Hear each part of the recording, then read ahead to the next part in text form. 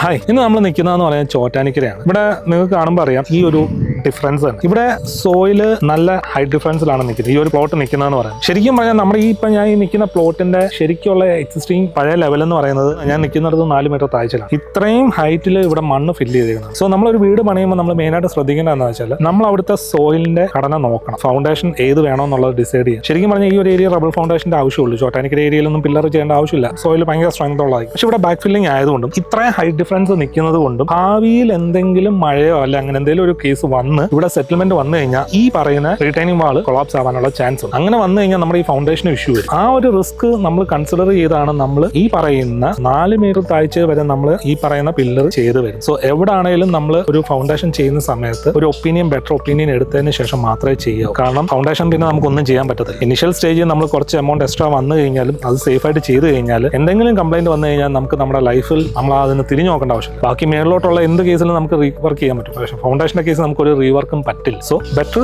Consult and better opinion. Okay, ഇതിന്റെ detail ആയിട്ടുള്ള കാര്യം ഞാൻ നമ്മുടെ യൂട്യൂബ് ചാനൽ ഇട്ടിട്ടുണ്ട്. അപ്പോൾ അതിന്റെ ലിങ്കും ഞാൻ ഈ വീഡിയോയുടെ താഴെ തന്നെ കൊടുക്കാം. അതിനെക്കുറിച്ച് കൂടുതൽ എന്തെങ്കിലും അറിയണമെന്നുണ്ടെങ്കിൽ നമ്മുടെ യൂട്യൂബ് ചാനൽ നോക്കിയാൽ മതി.